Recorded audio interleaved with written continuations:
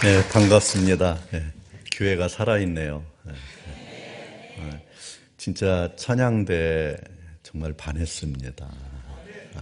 보니까 지휘자가 참 섬세하시네요. 정말 정성을 다해서 이렇게 찬양을 이렇게 준비하시는 것 같아요. 그리고 복사 중창이에요? 아니면 원래 7명이에요? 예, 중창단. 예. 복사라는 것은 남자 8명이냐 아니면 4명이냐. 복사. 그러니까 한 명 빠지신 거죠. 예. 근데요, 제가 중창단 출신이라고 그랬잖아요. 정말 잘해요. 음색이 너무 잘 맞아요. 예. 혹시 전공자 있어요? 지휘자가 전공자예요? 예, 그러니까.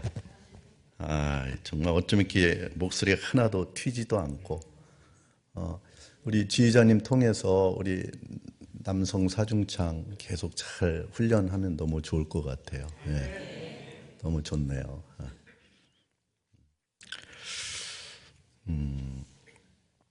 아무튼 우리 진천중앙교회 제가 늘 지나다니면서는 보았는데 이렇게 겉 모습보다 여러분들의 모습이 더 아름답습니다.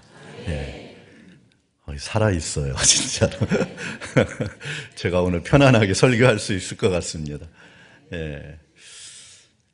아까 우리 기도자교에서 기도하시는 분께서 정성껏 준비한 말씀 잘 전하게 해달라고 기도하는데 제가 위로가 됐습니다. 예. 제가 원래 이렇게 집회 같은 거 할 줄 몰라요. 네, 저는 그냥 교회에서 목회만 하는 사람인데 부흥회라고 해서 저는 굉장히 부담이 돼가지고 고민 많이 하고 참 빨리 이 날이 지나갔으면 좋겠다. 그래서 열심히 준비했습니다. 준비한 대로 이렇게 하겠습니다. 제가 잘 아는 어떤 정치인하고 이렇게 만나서 대화를 하는 가운데 제가 물었어요. 왜 그리스도인들의 정치인들이, 국회의원들이 많은데 왜 이런 때 해야 될 말을 안 합니까? 왜 해야 될 일을 안 합니까? 물으니까 이분께서 하시는 말씀이, 목사님, 그 사람들은 예수 믿는 사람들 아니에요. 단지 신앙이 있는 척 예수님을 이용하는 사람들입니다. 그래요. 사실 교회 이용하는 사람들 많아요. 큰 교회일수록 많아요. 그러면은 왜 이런 교인이 생겨난 겁니까? 이사야에 보면은 남은 자 사상이 있습니다. 끝까지 하나님을 믿고 신뢰하는 사람들인데 이런 사람들은 아무리 어려움이 있어도 하나님을 배신하지 않습니다. 떠나지 않습니다.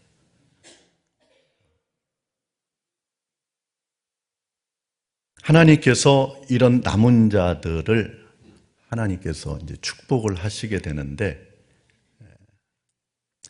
이 축복을 받게 되는 것을 보면서 이제 사람들이 교회로 몰려오는 거예요, 사실은. 우리나라 초기 기독교 교인들도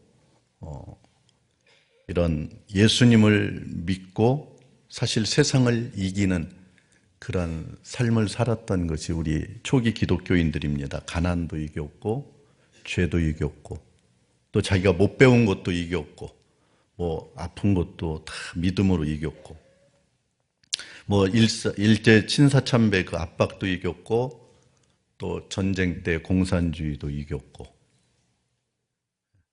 하나님은 이 사람들을 축복하실 수밖에 없죠.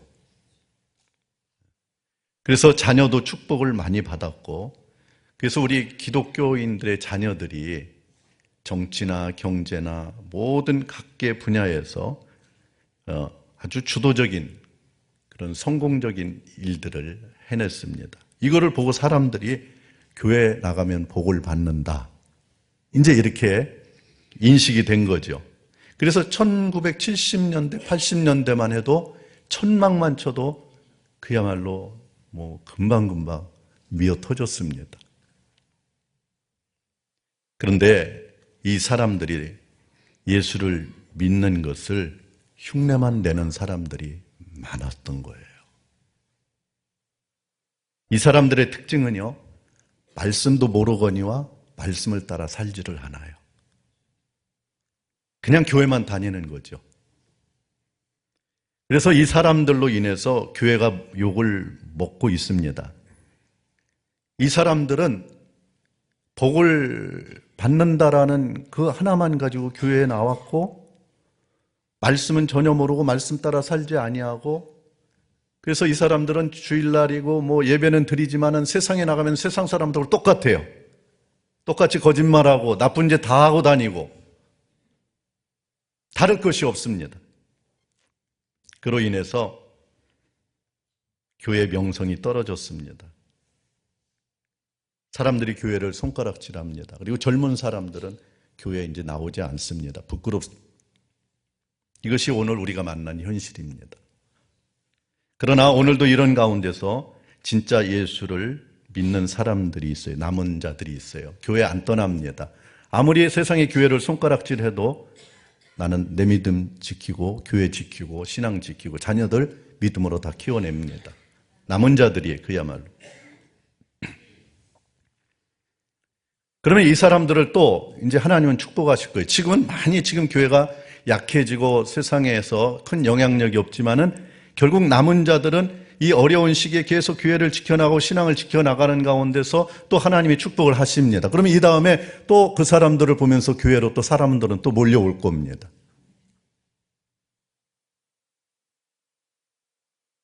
그러면은 하나님은 왜 이 남은 자들을 어느 시대나 이렇게 남겨두시는가?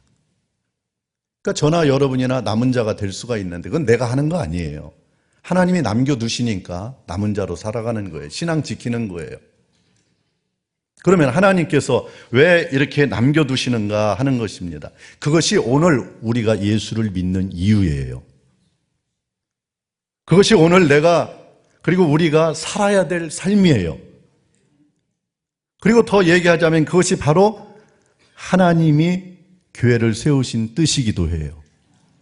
남은 자들의 삶, 그것이 진짜 교회요, 성도요, 하나님의 뜻을 이루는 사람들로 하나님이 남겨두셨기 때문에 그렇게 살아가고 있는 거예요, 사실은. 그런 남은 자들이 되시기를 축원합니다. 성경에 따르면은 하나님은 처음에 인간을 완벽한 존재로 창조하셨잖아요. 그런데 아담과 하와가 하나님께서 금지하신 선과 악을 아는 열매를 먹게 됩니다. 그로 인해서 죄를 범하게 되고 그로 인해서 이 세상에 죄와 죽음이 들어왔고 인간은 하나님께 버림받고 사탄에게 내어준 바 되었죠. 그리고 인간의 죄는 다음 세대에게 그대로 전달되어서 죄 가운데 모든 인간은 태어나게 되었고 결국 계속 사탄의 지배하에 사는 세상으로 전락해 버렸습니다. 로마서 3장 23절에 이제 좀 띄워주세요. 이제 방송에서 제가 불러드린 대로 모든 사람이 죄를 범하였음에 하나님의 영광에 이르지 못하더니 또 로마서 6장 23절에 죄의 싹은 사망이요. 하나님의 영광에 이르지 못하는 거나 죄로 인해서 죽는 거나 이거는 인간이 해결하지 못해요. 인간이 가지고 태어난 그 탐욕, 이기적인 것 이런 것들을 인간이 버릴 수가 없어요. 음욕도 못 버리고 쾌락과 이기적이고 자기중심적인 그런 생각을 버릴 수가 없어요.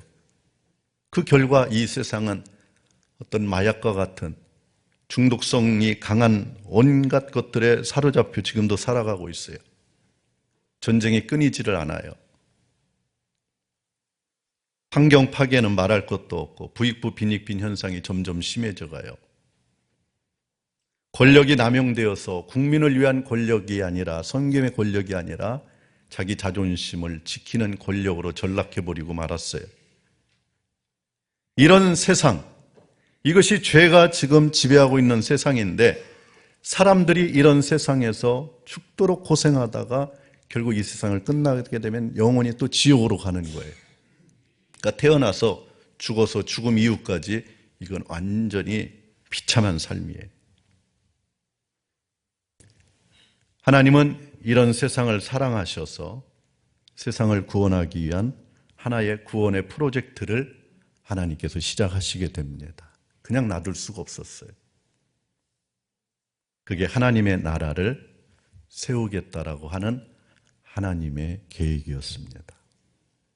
이 세상 가운데 마귀에게 속한 나라가 아니라 이제는 당신이 다스리는 나라를 만들어야 되겠다.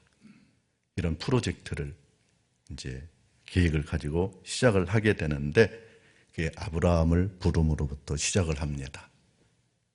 아브라함의 후손으로부터 하나님의 백성 이스라엘을 세우시게 됩니다. 율법을 주시어서 세상 사람들과 다른 삶을 살게 만드십니다. 근데 여러분, 이스라엘은 이 사명을 감당하지 못했습니다. 이루어내지 못했습니다. 그 다음 하신 일이 자신의 아들인 예수님을 이 세상에 보내시게 됩니다. 예수님은 세상의 죄를 대신 짊어지고 십자가에 죽으셨습니다.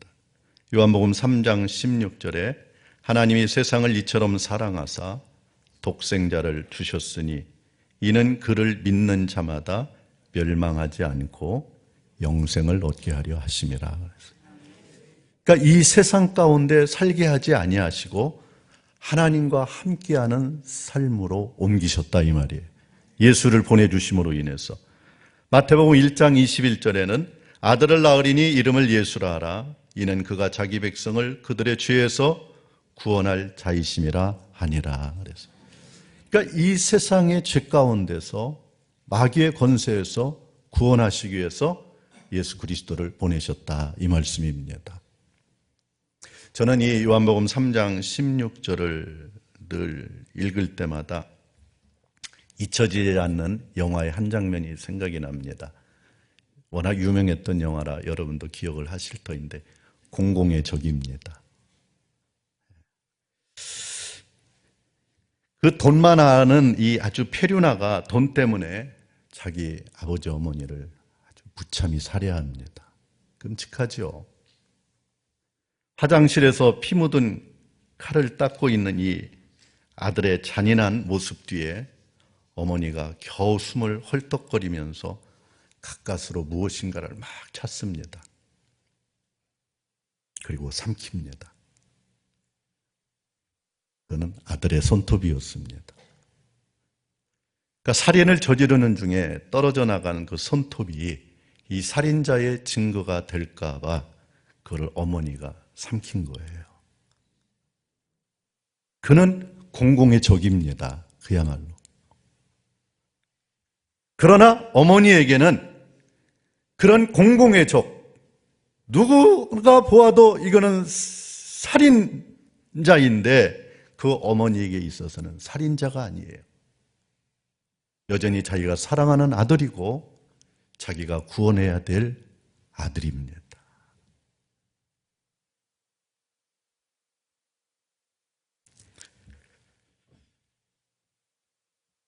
이 세상의 모든 인간은요, 사실 서로 공공의 적입니다.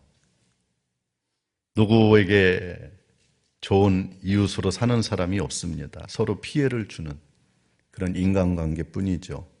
다 심판받아야 될, 죽어야 될 사람들인데, 그런데 하나님에게 있어서는 우리가 죄인이 아니에요. 공공의 적이 아니에요. 쓸모없는 자들이 아니에요. 하나님에게는 너무너무 사랑하는 존재들이에요. 그래서 당신이 친히 이 인간의 죄를 삼켜버린 거예요. 십자가에서 당신이 모든 죄를 갖다가 다 감당해낸 거예요. 우리를 구원하려고, 우리 살리려고. 이것이 하나님께서 이 세상을 구원할 프로젝트를 가지고 실행한 두 번째 단계예요. 예수 그리스도가.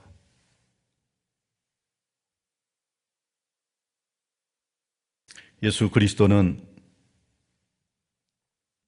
인간의 모든 이 세상의 죄를 삼키고 십자가에서 죽으시고 사흘 만에 부활하셨습니다. 예수님의 부활은 죄와 죽음을 이긴 승리였습니다. 더 쉽게 얘기하면 세상을 이긴 승리였습니다. 마귀를 이긴 승리였습니다. 더 이상 마귀가 이 세상의 사람들을, 예수 그리스도를 믿는 구원받은 백성들을 이렇게 저렇게 하지 못합니다. 이제는.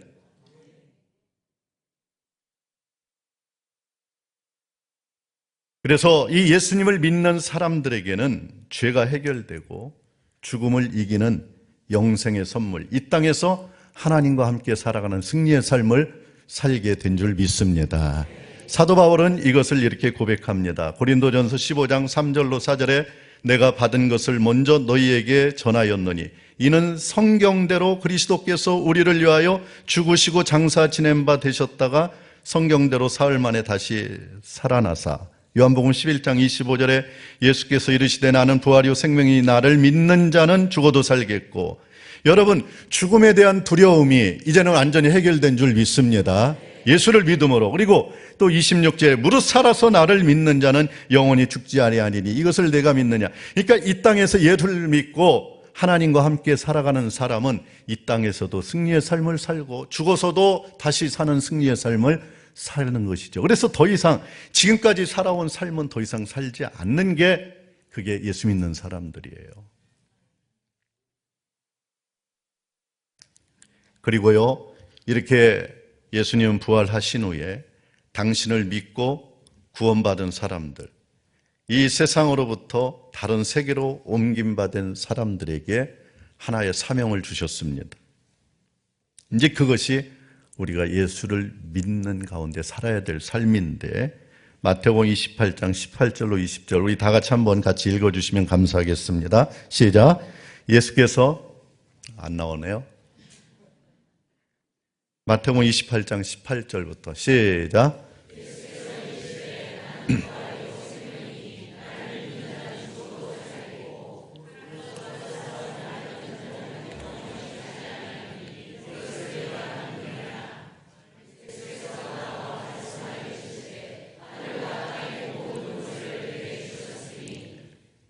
그러므로 너희는 가서 모든 민족을 제자로 삼아 아버지와 아들과 성령의 이름으로 세례를 베풀고 내가 너희에게 분부한 모든 것을 가르쳐 지키게 하라. 볼지어다 내가 세상 끝날까지 너희와 항상 함께 있으리라 하시니라. 아멘. 그러니까 진짜로 예수 그리스도의 죽음과 부활을 통해서 그거를 믿고 지금까지 살았던 세상에서 이제 하나님 나라로 옮긴 바 된 이 당신의 백성들에게 주신 사명이 이제는 하나님 나라를 세우는 일을 위해서 살으라, 이 말씀입니다. 그런데 이 일은 우리의 의지로는 안 됩니다. 힘으로도 안 됩니다. 결심으로도 안 됩니다. 그렇기 때문에 성령을 또 보내주셨습니다. 요한복음 14장 16절에 내가 아버지께 구하겠으니 그가 또 다른 보혜사를 너희에게 주사 영원토록 너희와 함께 있게 하리니 이는 진리의 영이라. 세상은 능히 그를 받지 못하나니 이는 그를 보지도 못하고 알지도 못함이라. 그러나 너희는 그를 아나니 그는 너희와 함께 거하시며 또 너희 속에 계시겠습니다. 왜 성령이 오셔서 우리와 함께 계시느냐? 하나님 나라를 만들어가는 일을 당신께서 친히 우리를 통해서 하시기 위해서 우리 가운데 계신 것입니다. 그러니까 우리가 예수 믿는 이유, 또 하나님께서 남은 자로 우리들을 남겨두신 이유, 교회를 세워주신 이유, 이 모든 것이 다 하나님 나라를 위한 거예요. 너무나도 큰 프로젝트를 하나님께서 계획하시고 진행하시면서 우리들을 부르신 거거든요.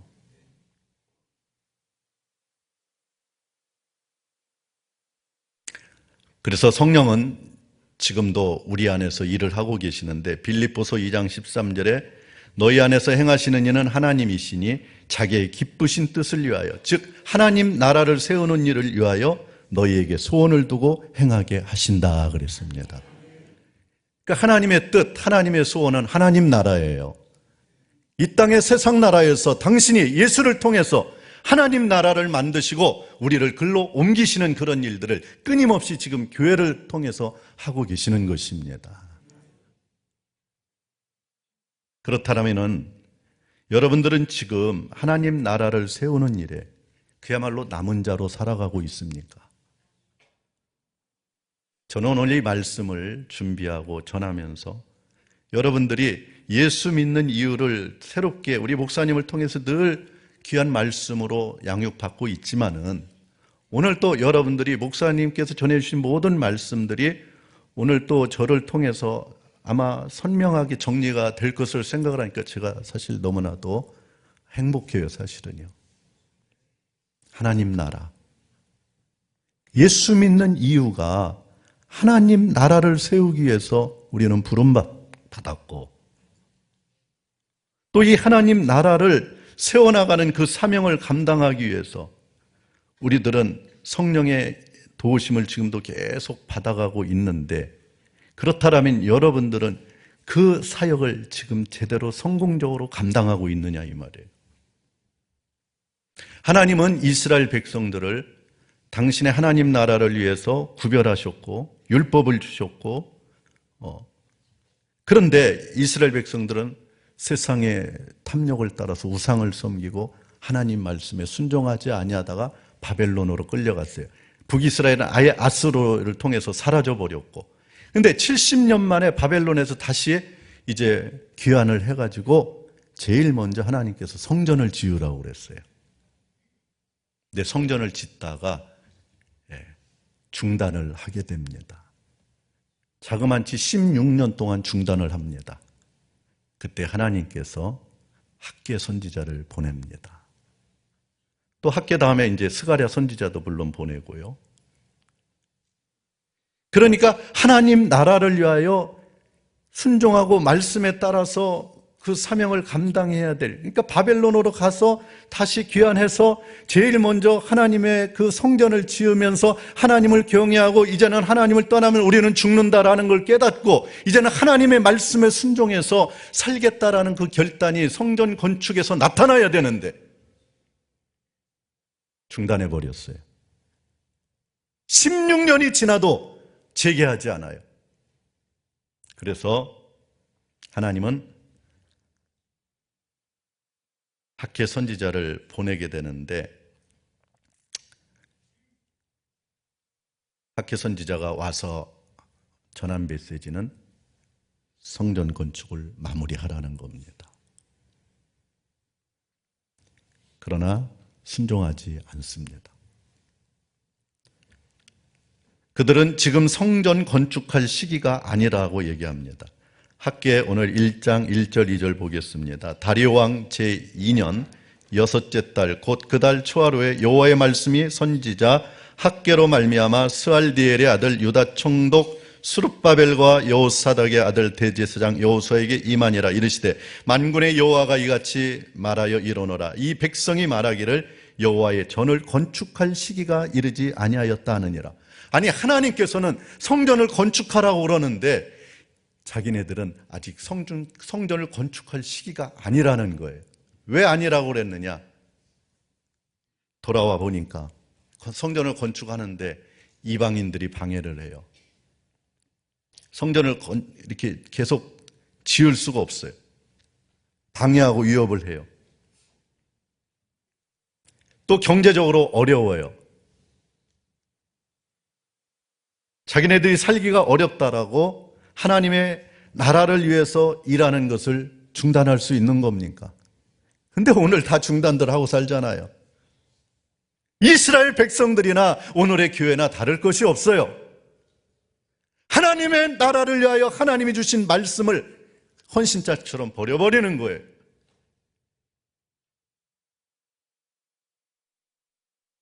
그러면서도 자기네 집은 꼭 지어야 된다는 생각을 하고 먼저 자기네 집을 짓습니다.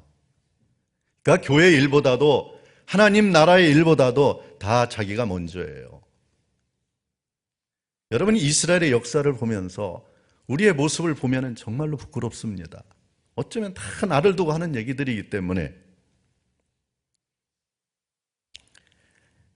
이런 사람들 모든 환경이 어렵다, 힘들다, 그러면서 건축할 시기가 아니다, 지금은 자기네들이 다 결정하고 이렇게 살아가는 사람들을 향해서 하나님께서 무슨 말씀을 하시는지 보시기 바랍니다. 3절로 5절, 여호와의 말씀이 선지자 학개에게 임하여 이르시되 이 성전이 황폐하였거늘 너희가 이때에 판벽한 집, 이 판벽한 집이라는 것은 멋진 집이라는 얘기입니다. 멋진 집에 거주하는 것이 옳으냐? 그러므로 이제 만군의 여호와가 이같이 말하노니 너희는 너희의 행위를 살필지니라. 그리고 경고하십니다. 뭐라고 경고하느냐? 6절, 너희가 많이 뿌릴지라도 수확이 적으며 먹을지라도 배부르지 못하며 마실지라도 흡족하지 못하며 입어도 따뜻하지 못하며 일꾼이 싹쓸 받아도 그것을 구멍 뚫어진 전대에 넣음이 되느니라.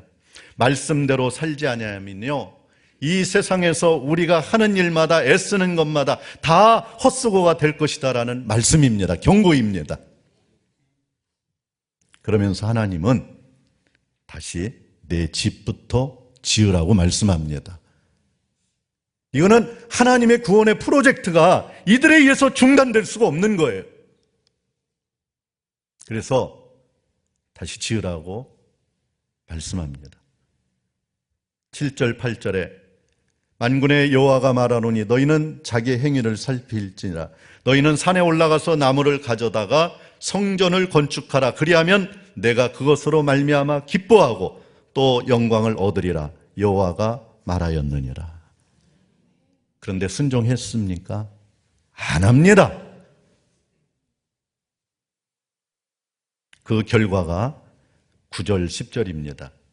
너희가 많은 것을 바랐으나 도리어 적었고 너희가 그것을 집으로 가져갔으나 내가 불어버렸느니라. 그러니까 농사를 지어서 집으로 가져갔는데 다 썩어버리거나 못 먹을 것이 되어버리는 거예요. 나 만군의 여호와가 말하노라. 이것이 무슨 까닭이냐? 내 집은 황폐하였으되 너희는 각각 자기의 집을 짓기 위하여 빨랐음이라. 왜 이런 일이 생겼느냐? 왜 많은 것들을 기대하고 계획을 세우고 노력했는데 왜 거기에 따르는 결과가 너무나도 형편없고 또 농사를 지어서 집으로 가져갔는데 그것이 다 썩었고 먹을 것이 없는 이런 일들, 왜 이렇게 재난이 많으냐? 그 까닭에 대해서 주님은 말씀하시는 거예요. 내 집은 황폐하였는데 너희의 집은 너무 좋지 않느냐? 너희들은 너무 잘 먹고 잘 사는데 교회는 너무 어렵지 않느냐?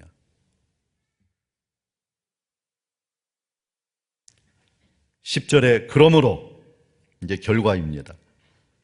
그러므로 너희로 말미암아 하늘은 이슬을 그쳤고 비가 내리지 않는 거예요. 땅이 메말라 버리는 거예요. 땅은 산물을 그쳤으며 농산물이 더 이상 없어요. 11절에 내가 이 땅과 산과 곡물과 새 포도주와 기름과 땅의 모든 소산과 사람과 가축과 손으로 수고하는 모든 일에 한재를 들게 하였느니라. 하나님께서 직접적으로 자연환경, 경제 상황에 직접적으로 개입하시는 거예요. 거둘 것이 없어요. 왜 이 백성들은 포로 생활까지 하면서 하나님을 위해 살겠다고 회개하고 돌아왔는데 왜 이렇게 자신들만 위한 옛사람의 삶으로 왜 다시 돌아가는 것일까요? 여러분, 생명에는 진짜 생명이 있고 가짜 생명이 있습니다. 진짜 생명은 죽어도 다시 사는 삶입니다. 그리고 천국 가는 삶이에요. 근데 가짜 생명은 이 세상만 사는 삶입니다. 그리고 죽으면 지옥 가는 삶입니다. 그러면은 우리 하나님께서 하나님 나라로 옮기신 사람들은 진짜 생명이고 영원한 생명을 위해서 돈도 시간도 다 쓰고 그 영원한 생명의 비전을 두고 이 땅에서 인내도 하고 고난도 이기고 이 역사도 계속 하나님의 역사로 만들어가는데 헌신하고 이런 일들을 진짜 생명들은 합니다. 남은 자들은 그렇게 삽니다. 근데 가짜 생명들은요, 다 이 땅의 것만 놓고 삽니다. 얼마나 좋은 옷을 입는데 신경을 많이 쓰는지 몰라요. 죽을 인생에다가 얼마나 화장을 많이 하고 많이 꾸미는지 몰라요. 가짜 인생에 돈을 얼마나 많이 쓰는지 몰라요. 좋은 차도 사고 좋은 집도 얼마나 구비하는데 열정이 많은지 몰라요. 좀 쉽게 이해하기 위해서 하나의 예를 들겠습니다. 모파상의 유명한 소설 목걸이라는 소설이 있는데요. 그 주인공 마월드는 화려한 것을 굉장히 좋아하고 노는 것을 좋아했습니다. 그는 어느 날 화려한 파티에 초대를 받았어요.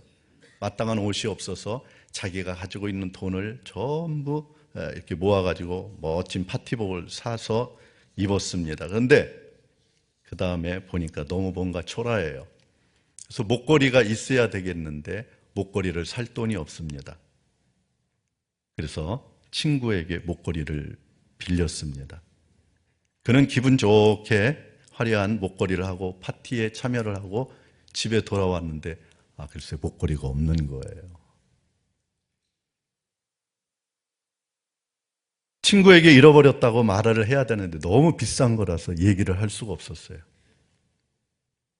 그래서 할 수 없이 똑같은 목걸이를 거금을 주고 사서 돌려주었습니다. 무려 10년 동안 빚을 갚느라 얼마나 고생을 했는지 모릅니다. 빚을 다 갚을 무렵에 옛날 그 부자 친구를 만났습니다. 대화를 하는 중에 부자 친구가 말하기를 그 목걸이는 가짜였다는 겁니다. 그는 가짜를 위해서 지난 10년 동안 죽도록 고생하며 산 겁니다. 오늘도 가짜 생명을 가진 사람들이며 죽으면 끝날 그 인생에 위해서 얼마나 고생을 하면서 사는지 몰라요. 건강관리, 또 여행, 또 좋은 옷, 좋은 차, 좋은 집 마련하는데 자기의 시간, 물질 다 쏟아붓습니다. 이거는 가짜에 속아서 사는 삶이에요. 내가 이런 걸 위해서 이렇게 평생 붙들고 살아왔는가? 중간에 병들면 금방 깨달아요.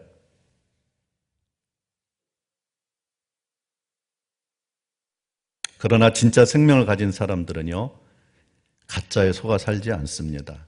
영원한 생명에 진짜 다 쏟아붓습니다. 그야말로. 옛날 우리 믿음의 조상들은 그렇게 살았어요. 아마 이 교회의 역사를 올라가 보면은 이 교회에 땅을 바친 분이 있을 거고 자기 집을 팔아가지고 교회를 지은 분도 있을 거고 옛날 우리 신앙인들은 우리 믿음의 선배들은 그랬어요. 자기 집을 팔아서 성전 건축원금을 드렸고 하여간 이 하나님 나라를 위하여 하나님이 우리에게 부탁하시고 명령하시고 주신 그 사명을 가지고 진짜 헌신하며 살았어요. 그런 사람들은 죽음의 자리가 제일 행복하고 잘 살았다, 승리했다. 그리고 웃으면서 하나님 나라 가는 그런 일들이 동일하게 누구에게나 가능했었습니다. 이분들은 진짜 생명을 가진 분들이었기 때문에, 즉 하나님 나라를 세우는 것이 내 삶의 사명이다. 그리고 내 진짜 삶의 진리다라는 것을 붙들고 산 것이죠. 지난 주일날 저희 교회에 주기철 목사님의 손자 되시는 주승중 목사님이 오셔서 설교를 하셨는데 저는 그분을 통해서 주기철 목사님에 대한 새로운 것을 듣게 되었습니다. 우리가 생각할 때 그 주기철 목사님은 대단히 막 강하고 용기 있고 엄청난 우리하고 다른 사람같이 생각하기가 쉬운데 이번에 그 손자 되시는 주목사님이 전해주시는 그 주기철 목사님은 우리와 똑같이 너무나도 연약한 인간 그 자체라는 거였어요. 고문이 너무 무서워가지고 싫어서 몇 번이고 신사참배를 하겠다라고 결심을 하다가도 또 기도하고 또 이겨내고 그러니까 늘 이겼던 분이 아니에요. 위기 때마다 기도하고 이겼던 분이에요. 똑같아요, 저희들하고.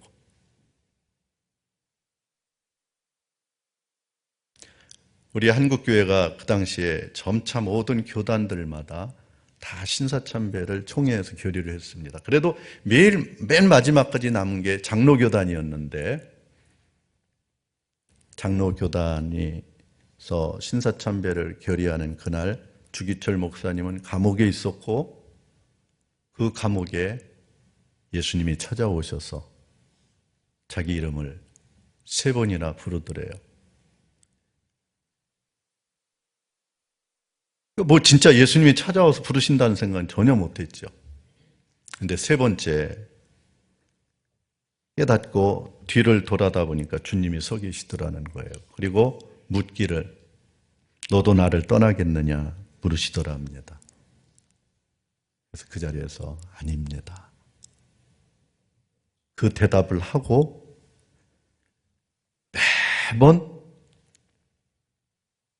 고통이 올 때마다 그 주님이 자기에게 나타나신 그거를 보고 그 다음에는 넉넉하게 이길 수 있었고 감옥에서 그대로 순교하셨다고 그럽니다. 왜 이렇게 살까요? 아니 왜 성령이 찾아오시고 주님이 찾아오셔서 너까지 나를 버릴 거냐 왜 물으실까요? 하나님은 이 나라에 하나님 나라를 세우고 싶었던 것입니다. 이 대한민국에 이런 남은 자들이 있었기 때문에 하나님 나라를 위하여 어떤 환경에도 어떤 순간에도 배신하지 않은 이런 남은 자들이 있었기에 오늘 한국교회가 이렇게 저와 여러분이 구원받는 오늘 이런 자리에까지 이른 것인데 이것보다 더 조금 올라가 보면은 정말 우리가 이런 거를 잊어버리면 정말로 안 됩니다. 양화진에 가면은 루비 캐드릭이라는 선교사님이 계시는데 그 묘비에 이런 글이 쓰여져 있습니다. 내게 1000개의 목숨이 있어도 그것을 나는 조선 땅에 바칠 것이다. 그 선교사님의 양화진에 있는 묘비에 이런 글이 있는 거예요. 루비 캐드릭 선교사가 한국에서 선교하면서 미국에 있는 부모님에게 보낸 편지 하나를 소개하겠습니다. 사랑하는 아버지 어머니, 이곳 조선 땅에 오기 전 집들에 심었던 꽃들이 활짝 피어났다는 소식을 들었을 때 하루 종일 집 생각만 했습니다. 아버지 어머니, 이곳 조선 땅은 참으로 아름다운 곳입니다. 이들의 선한 마음과 복음에 대한 열정으로 보아서 아마 몇십 년이 지나면 이곳에 예수님의 사랑이 넘치는 곳이 될 것 같습니다. 즉 하나님 나라가 세워질 것 같습니다. 이런 얘기죠.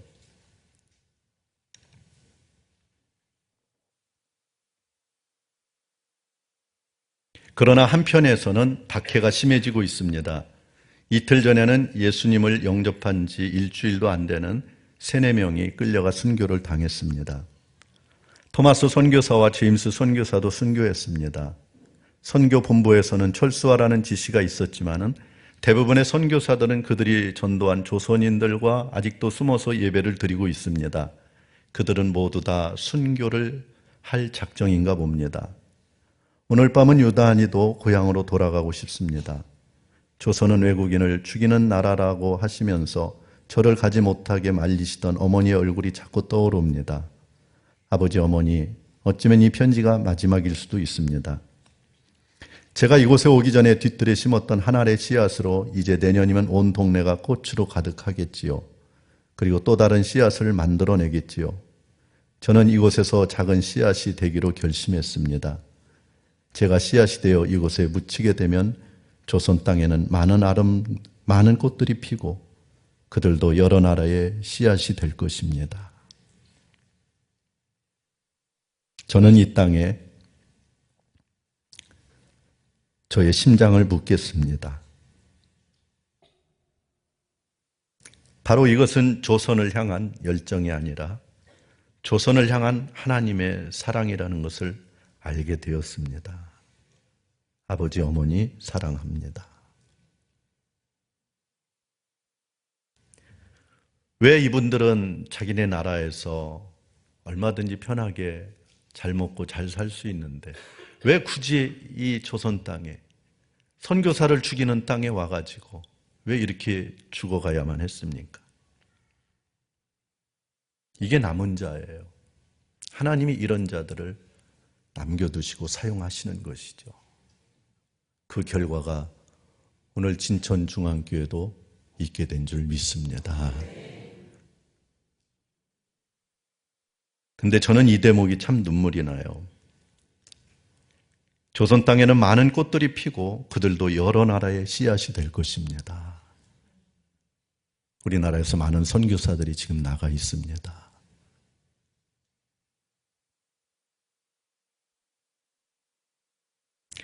김학중 목사님의 믿음의 불패라는 책에 이런 글이 있습니다. 평범이란 말의 뜻은 높은 산에 올라가다가 산 중턱에 머물러 서서 이만하면 됐다고 스스로 만족하며 산 정상에 올라가는 것을 포기하는 것을 의미한다. 평범이라는 것은 남은 자들을 두고 얘기하는 게 아니에요. 평범한 사람들은요, 가짜 생명을 가진 사람들이에요. 성전을 짓다가 자기에게 어려우면 포기하는 거예요. 직분을 감당하다가 힘들면 포기하는 거예요. 가짜 인생에는 돈도 시간도 쓸 줄 알지만은 영원한 생명을 위해서는 아까워서 쓰지 못하는 이런 사람들이 다 평범한 사람들이에요. 신사참배하다가 포기하는 사람이에요. 거부하다가. 산에 올라가다가 포기하는 사람들이, 이런 사람들은 평범한 세상 사람들이에요. 평범한 삶은 쉬워요. 데미안 신부는 나병 환자들이 사는 몰로카이 섬에 들어갔습니다.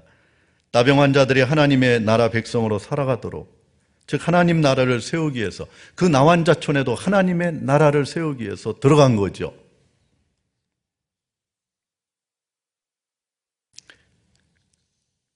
그런데 자기가 건강한 가운데 환자들에게 복음이 들어가지 않는다는 사실을 알고 나서 데미안은 하나님께 기도합니다.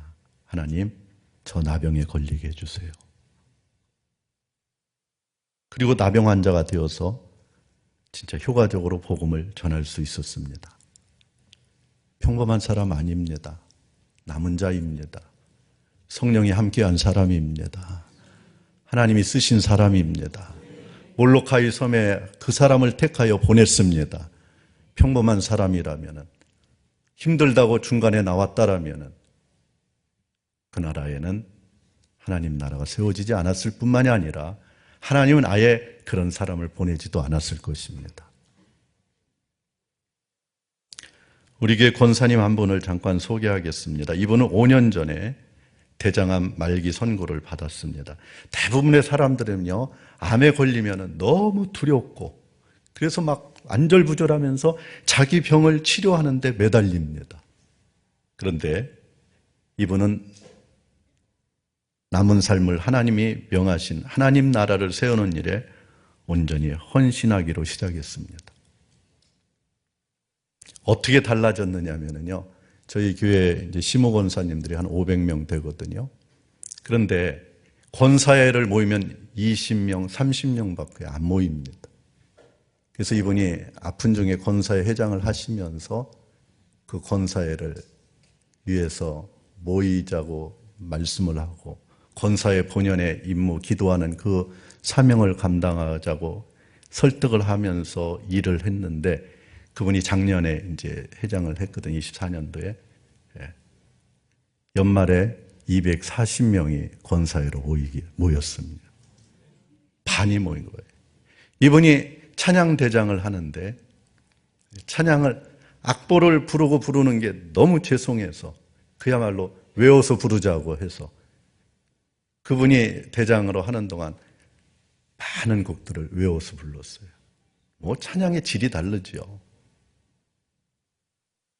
하여간 그분이 일을 하는 곳마다, 물론 그분이 그렇게 죽음을 내놓고 일을 하니까 어떤 사람도 거부하지 못하고 다 협조하는 거예요. 그야말로 하나의 미랄이었어요. 여러분, 진짜로 하나님 나라를 위해서 부름받은 사람들, 그런 사람들은 가짜 생명에 돈도 시간 쓰지 않아요. 진짜 생명에 모든 것을 헌신하는 거예요, 진짜로. 그건 누가 시켜서가 아니에요. 깨달음이에요.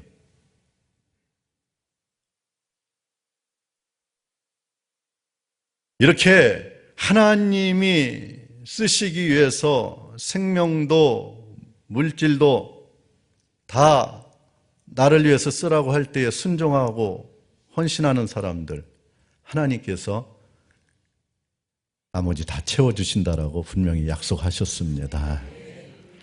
마태복음 6장 33절, 너희는 먼저 그의 나라와 그의 의를 구하라.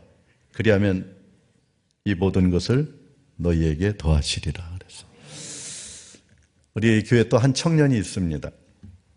그는 바쁜 직장 생활 속에서 주일마다 예배를 참석을 하고 있는데, 한 번은 회사에서 중요한 프로젝트를 가지고 늦게까지 주말까지 일을 했고, 상사가 이야기를 주일에도 나와서 일하면은 승진에 많은 도움이 된다라는 조언을 해 주었습니다. 그런데 그는 단호하게 저는 하나님을 예배하는 날을 지키는 것이 더 중요합니다. 승진보다 더 중요합니다. 하고 거절했습니다. 처음에 상사는 저 교인들은 꼭 저렇다니까 이렇게 오해를 했다가 시간이 지나면서 그의 성실함 그리고 그의 모든 것에 대해서 탁월함 이런 것들이 점점 인정을 받게 되면서 결국 회사에서도 인정받고 또 하나님께 주시는 영적인 평안과 복을 누릴 수가 있었습니다. 여러분, 우리 그리스도인들은 회사 생활하는 게 진급하고 더 많은 연봉을 위해서 직장 생활하는 거 아닙니다. 그 회사에서 하나님 나라를 세우는 사람으로 사는 것입니다. 이 세상의 가치가 아닌 하나님의 가치를 가지고 보여주면서 사는 삶이에요. 그게 남은 자고 그게 하나님 나라를 위해서 지금도 헌신하는 사람입니다. 이 사람을 얘기해서 새로운 피조물이라고 얘기하는 거예요. 이전에는 자기를 위해서, 자기 가정을 위해서, 자기의 어떤 신분 상승을 위해서 살았던 사람이 예수 만나고 완전히 가치관이 달라진 거죠. 고린도서 5장 17절에 그런 중 누구든지 그리스도 안에 있으면 하나님이 불러주신 사람이라면은 새로운 피조물이라 이전 것은 지나갔으니 보라 새 것이 되었도다. 아멘. 여러분들 어떻게 새로운 피조물로 신앙생활 잘하고 계십니까? 자, 이제 진짜로 중요한 말씀을 드리겠습니다. 우리가 다 이렇게 남은 자로 진짜 생명을 위해서 다 살고 싶죠. 근데 안 되잖아요. 왜 안 될까요? 우리가 새로운 피조물이 되기 전의 모습은요, 마치 세상이 창조되기 전의 상태와 같습니다. 하나님이 세상을 창조하기 전에 이 세상은 혼돈과 공허와 흑암의 깊음 위에 있었다라고 그랬습니다. 우리의 심령하고 똑같습니다. 우리는 사는 게 아니잖아요.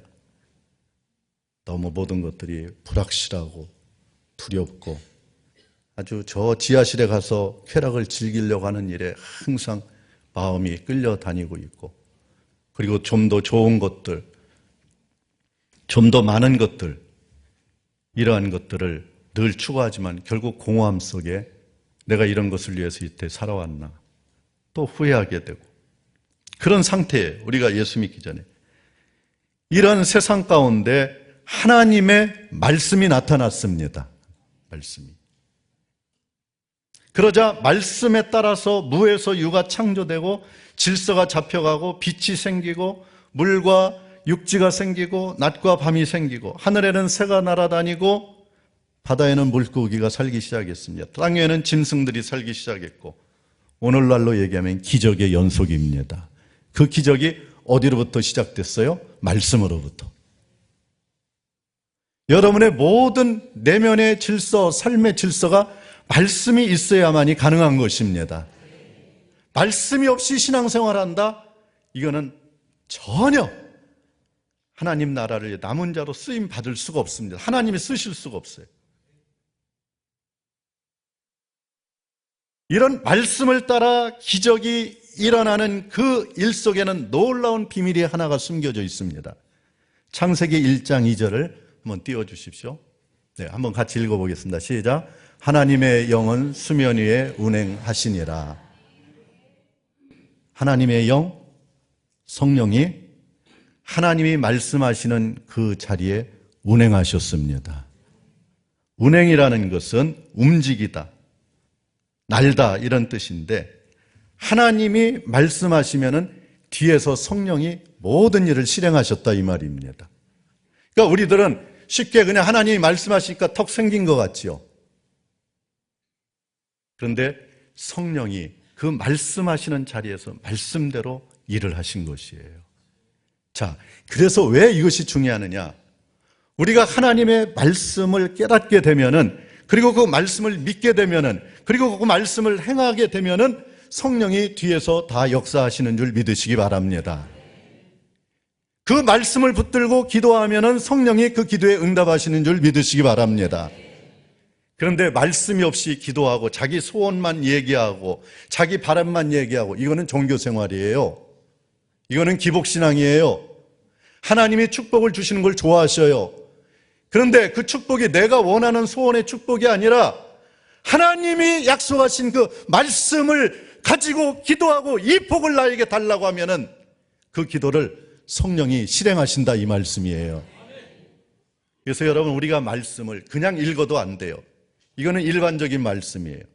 레마, 선포된 말씀, 나에게 개인적으로 깨달은 말씀이 있어야 돼요.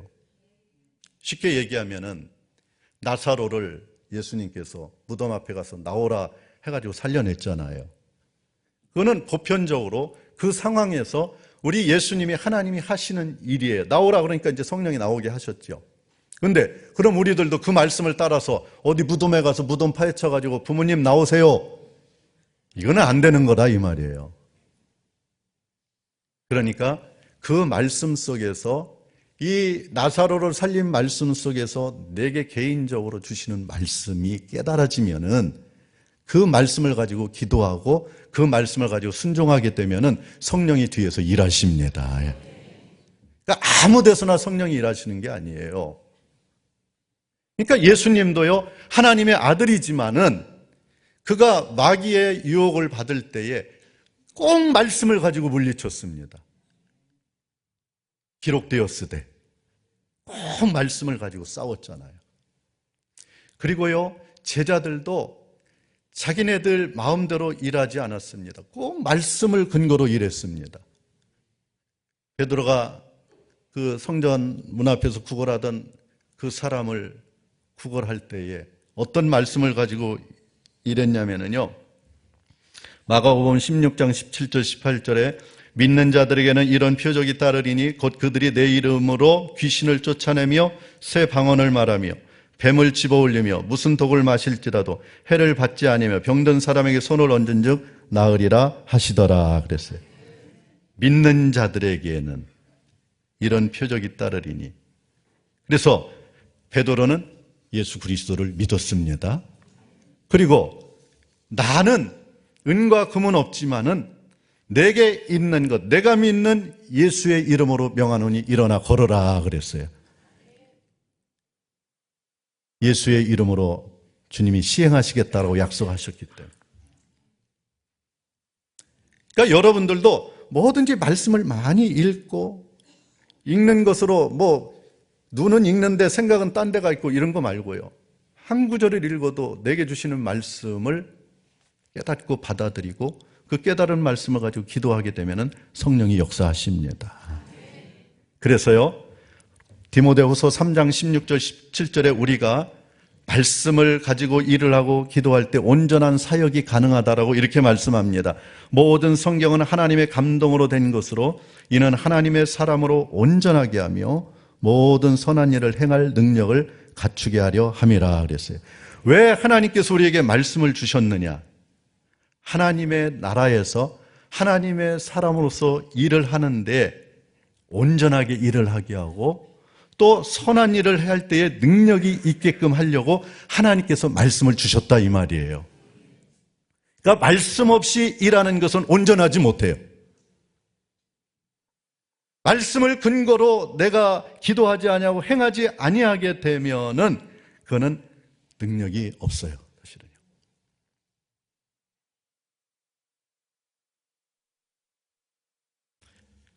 지난 그 월요일 그저께죠.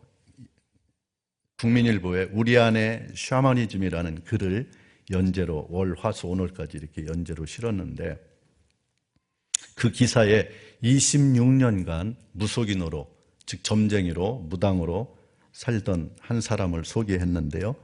이분이 이렇게 점을 치는 일을 하다가 우울증에 빠지게 되었어요. 너무 고통스러웠어요. 그래서 그때 우연히 누구에게 전도를 받고 교회를 나가게 되고 개종을 하게 되고 지금은 이제 동네 중앙교회 집사가 됐어요. 근데 그분이 하시는 말씀이 뭐냐면은 점을 치러 오시는 손님 중에 48%가 예수 믿는 사람이래요. 거기에는 장로, 권사, 심지어 목회자, 사모까지 있대요. 이 자리에 그런 분이 없으리라는 거 저는 압니다만은, 그런데 확률상 있을 수도 있어요. 그런데 왜 이런 사람들이, 예수 믿는 사람들이 왜 점을 치러 가느냐 이 말이에요. 한마디로 얘기하면 하나님에 대한 불신입니다. 하나님에 대해서 뭘 믿어야 되느냐라는 그걸 모르는 거예요. 그러니까 말씀이 없는 거예요. 여러분이 진짜로 창세기부터 요한계시록까지 쭉 성경을 다 이해를 하게 되면은요, 하나님의 약속과 그 구원의 삶이 다 나타나거든요. 그러니까 그 말씀을 근거로 신앙생활을 하게 되면 두려울 게 하나도 없어요. 미래에 염려될 게 하나도 없어요. 모를 게 하나도 없어요. 말씀이 없이 교회만 다니니까, 그저 자기의 소원만 이루려고 하다 보니까, 자기 자식들 잘 되게만 바라고 열심히 정한수 떠놓고 기도하니까, 말씀이 없이 그냥 그렇게 하니까 그거는 종교생활이잖아요. 우리 기독교는 그런 종교생활 아닙니다. 말씀에 순종하는 생활이 신앙생활, 믿음생활입니다. 말씀 없이는 안 돼요. 그래서 우리가 기도하는 것을 성령이 보시고 탄식하는 거예요. 기도를 제대로 못하는 걸 보고 성령이 탄식하면서 중보기도를 하신다고 얘기했어요.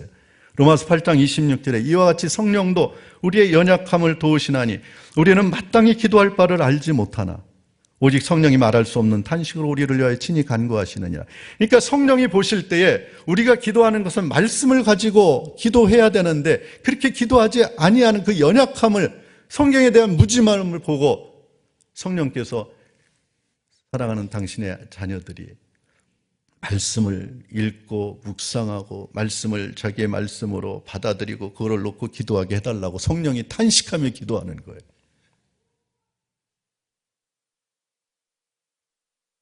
죄송한 말씀입니다만은 참 저희들 성경 많이 무지합니다.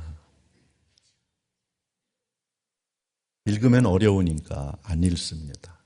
누가 또 가르쳐주는 사람도 없습니다.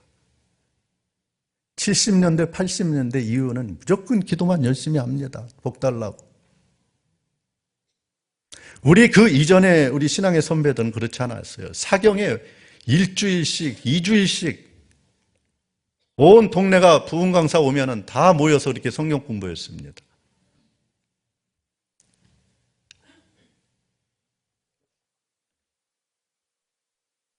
저는 우리 김우종 목사님이 말씀을 아주 귀하게 여기는 분이기 때문에 이 교회를 말씀으로 잘 양육하고 계시라 믿는데, 우리가 말씀을 붙들고 기도하는 성도들은요 진짜 담대하게 기도하게 됩니다.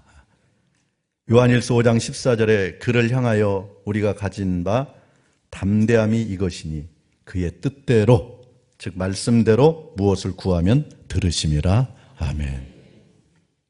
여러분, 찬양대를 하건 지휘를 하건 내가 왜 지휘를 하는지 말씀에서 그 이유를 찾아야 돼요. 안 그러면은 1부 때는 이 교회 가서 지휘하고 2부 때는 저 교회 가서 지휘하고 아르바이트 많이 하고 다니죠. 그거 나쁘다라는 게 아니라 진짜로 하나님을 진짜로 찬양하는 이 레위 지파의 그 구별된 성직의 자리를 말씀을 근거로 해서 그 자기 정체성을 찾게 되면은 찬양이 달라요. 그래서 제가 아까 찬양대 감동받은 거예요. 영성이 있잖아요, 여러분.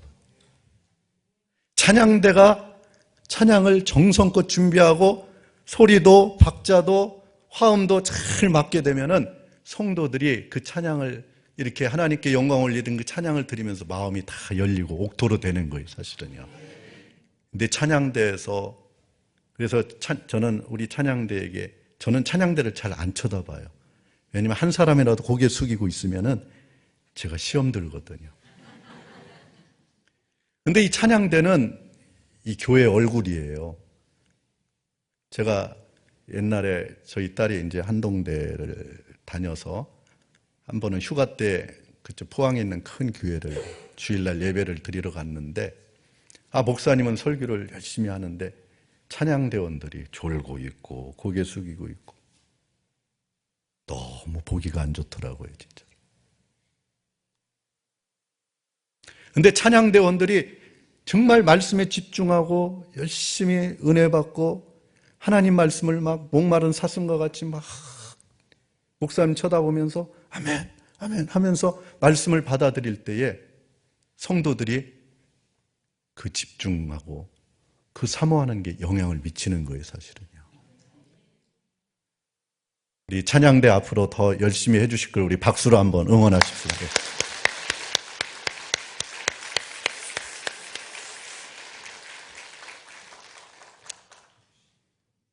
따라서 오늘도 우리가 하나님의 말씀 없이 하나님의 나라를 세우는 일은 불가능합니다. 말씀을 놓고 순종하고 기도할 때 성령이 역사하시기 때문에 그렇습니다. 귀한 공동체는 이제 16년 동안 중단되었던 성전 건축을 다시 시작합니다. 12절에 스알디엘의 아들 스룹바벨과 여호사닥의 아들 대제사장 여호수아와 남은 모든 백성이 그들의 하나님 여호와의 목소리와 선지자 학개의 말을 들었으니 이는 그들의 하나님 여호와께서 그를 보내셨음이라. 백성이 다 여호와를 경외하며 순종하는 백성들에게 주신 복이 뭐냐 하면은요, 13절 그때 여호와의 사자 학개가 여호와의 위임을 받아 백성에게 말하여 이르되 여호와가 말하노니 내가 너희와 함께 하노라 하니라. 여러분, 우리가 말씀을 놓고 기도하고 순종할 때에 제일 큰 축복이 성령이 함께 하시는 것입니다. 성령이 함께 하시면은 필요에 따라서 모든 은혜를 다 공급하시는 거예요, 사실은요. 그래서 야곱에게는 혼자 외로울 때 나타나셔서 함께 하셨고, 복음 전할 때 제자들에게도 함께 하셨고, 오늘 제가 이렇게 설교할 때 제일 큰 복이 뭐겠어요? 성령이 함께 하셔서 저의 설교를 이끌어 가시는 것이 목회자로서 복이 아니겠습니까? 찬양대가 찬양할 때 성령이 함께 하셔서 마음에 감동이 있는 것이 진짜 찬양이 아니겠습니까? 그러니까 하나님이 함께 하시는 가정, 하나님이 함께 하시는 사업, 이런 것들은 그야말로 나머지는 걱정할 것도 없습니다. 자, 이제 결론 부분에 가서 이제 2025년도에 말씀에 순종하여서 꼭 해야 할 일들을 몇 가지 말씀드리고 마치겠습니다.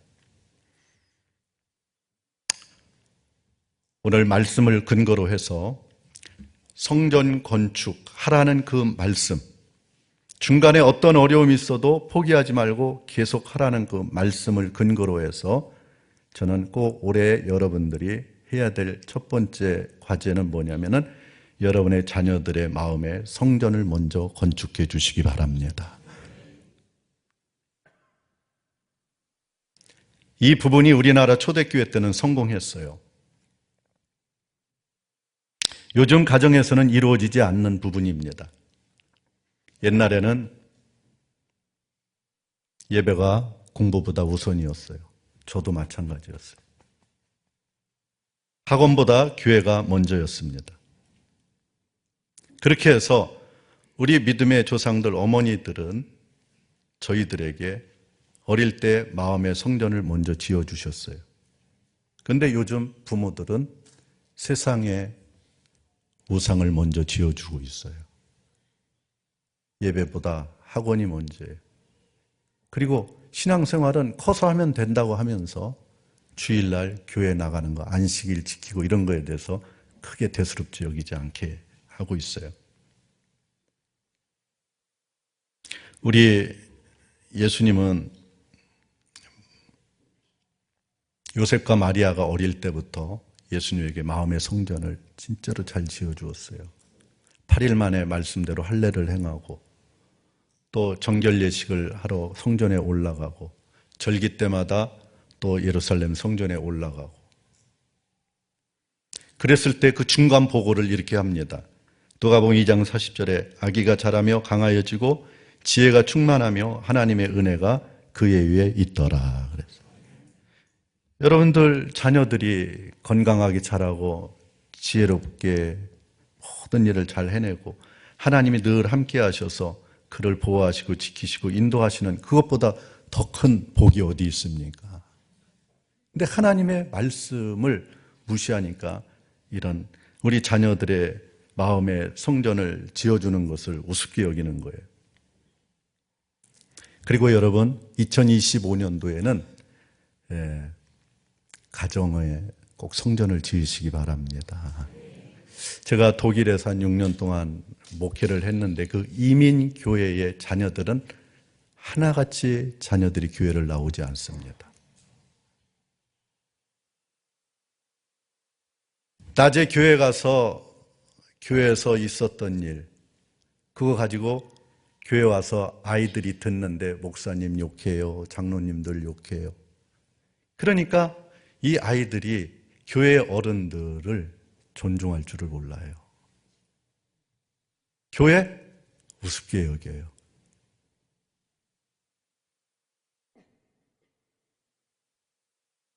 여러분들 절대로 집에 가서 교회 일 나쁜 얘기 하면 안 되고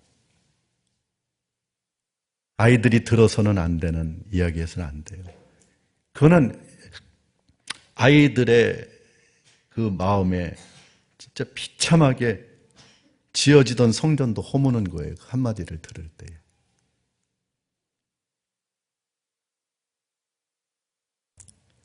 그리고 예배에 대해서 말씀드리겠습니다.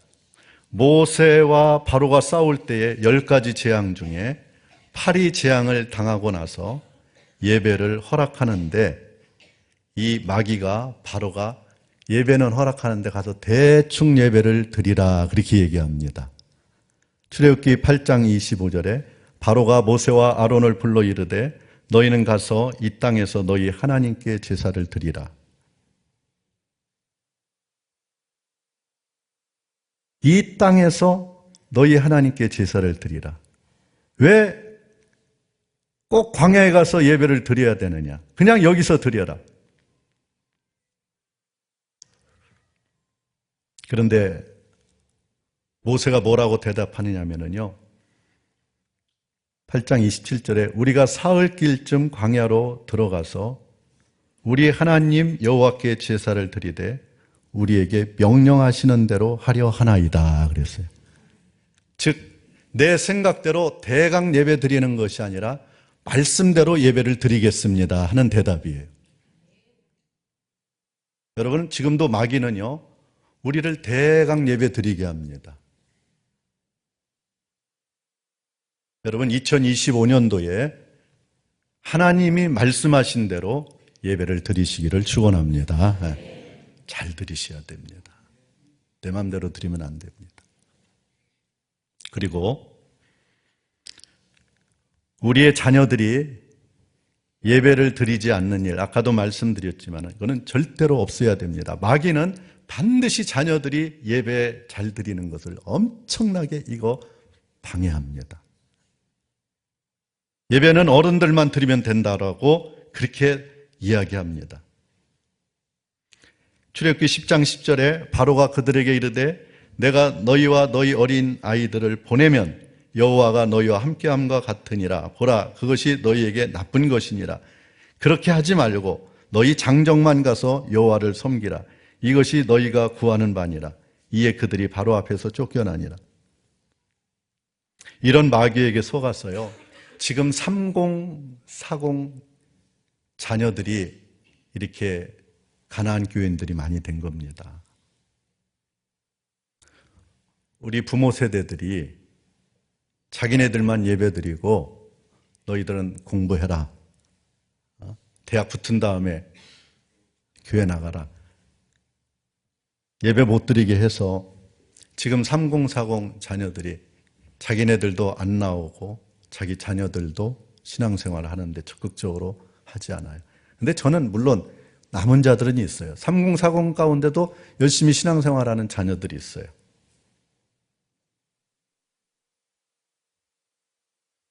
그리고 세 번째, 헌금이 없는 예배를 드리지 않아야 됩니다.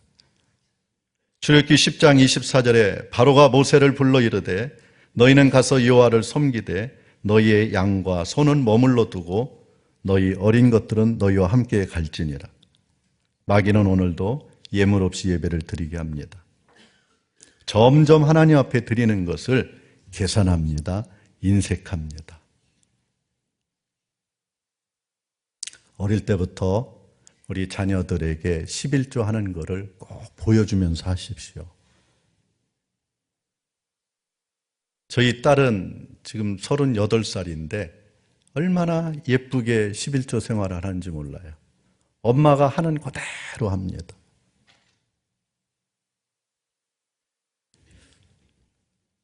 저는 교회에서 헌금 강조하는 일 전혀 없습니다. 그런데 한 가지 점점 심각해져 가는 것은 제가 느낍니다. 중직자들이 헌금 생활을 너무 인색하게 합니다.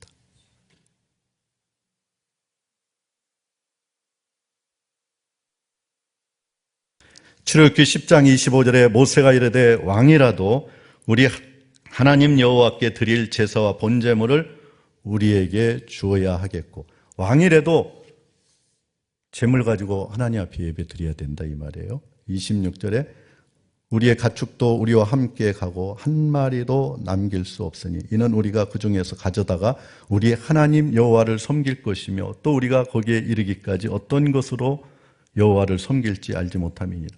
그러니까 우리는 반드시 하나님 앞에 예배 드리러 제사나 나갈 때 예물이 필요하다는 거예요. 가지고 나가야겠다라는 거예요. 그래서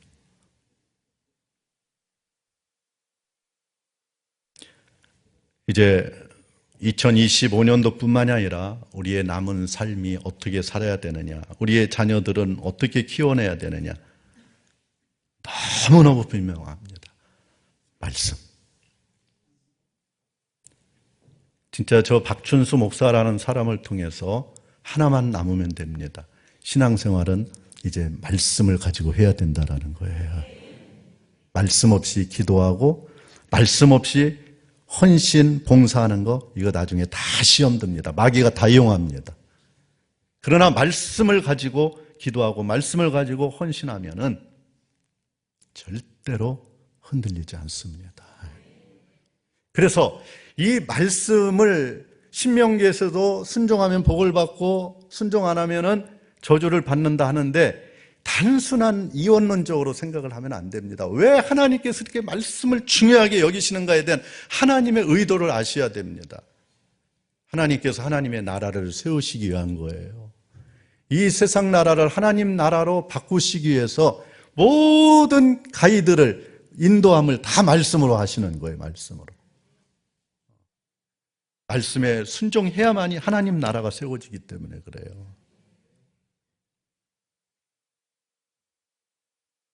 자, 이제 마지막으로 말씀에 순종할 때에 하나님께서 은혜를 주신다라는 약속, 신명기 28장 2절로 6절 우리 다 같이 함께 읽겠습니다. 시작. 내가 내 하나님 여호와의 말씀을 청종하면 이 모든 복이 내게 임하며 내게 이르리니 성읍에서도 복을 받고 들에서도 복을 받을 것이며 내 몸의 자녀와 내 토지의 소산과 내 짐승의 새끼와 소와 양의 새끼가 복을 받을 것이며 내 광주리와 떡반죽 그릇이 복을 받을 것이며 내가 들어와도 복을 받고 나가도 복을 받을 것이니라. 아멘. 다른 말로 얘기하면은 하나님 나라를 위하여 헌신하는 사람들은 하나님이 책임져 주신다라는 약속입니다. 그런데 반대로 하나님 나라, 복음을 위하여 우리를 불러주셨는데 그 일에 헌신하지 아니하고 이스라엘 백성들처럼 자기가 원하는 대로 살아가는 그에 대한 하나님의 또 무서운 약속이 있습니다. 신명기 28장 15절로 19절입니다. 다 같이요. 시작.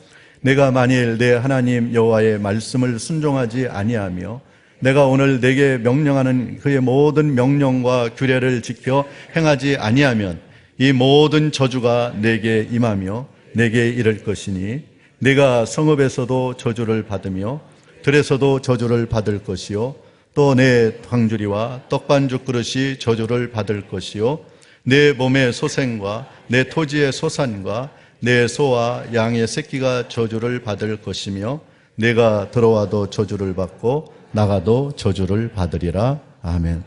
예수 안에서 보면은요 영원히 저주받는 거예요. 근데 우리가 들어야 될 말씀은 이런 저주가 아니라 간단합니다. 하나님의 프로젝트에 참여하고 그거 어떻게 참여해야 되느냐? 말씀을 통해서 가이드를 받고 깨달은 바를 가지고 충성해서 아이들 또 가족 공동체 교회에서 봉사하고 헌금하고 기도하고 또 지역사를 위해서 교회가 해야 될 일 이런 모든 행사들 자기 자신의 신앙 고백들이 하나님 나라를 세우기 위한 거예요. 하나님 나라. 그런데 이 하나님 나라에서 사는 사람들이 오히려 세상 나라로 자꾸 빠져나가고 있다 이 말이에요. 왜 그래요? 말씀이 없어서 그래요. 말씀이 없어서. 경청해 주셔서 감사드리고 사실은 제가 우리 교회에서 통성기도하는 스타일은 따로 있습니다. 그런데 제가 강사들이 와서 이렇게 기도 인도를 하는 거 보면 참 어색해요. 교인들하고도 호흡이 안 맞아요. 그래서 목사님께서 제가 기도 제목 3가지는 드리겠습니다. 근데 오셔서 같이 통성기도 하시면 좋겠습니다. 첫 번째 기도 제목은 하나님 나라를 세우는 그 사명을 잘 감당하게 하여 주시옵소서. 두 번째로는 말씀과 성령으로 순종하게 하여 주시옵소서. 그리고 세 번째로는 우리 자녀와 가정의 성전을 짓게 하시고 예배에 성공하는 2025년도 되게 해달라고, 그리고 예물을 가지고 하나님 앞에 늘 예배 드리는 삶에 더 성장이 있게 해달라고 이 3가지 기도 제목을 가지고 우리 목사님 기도해 주시면 감사하겠습니다.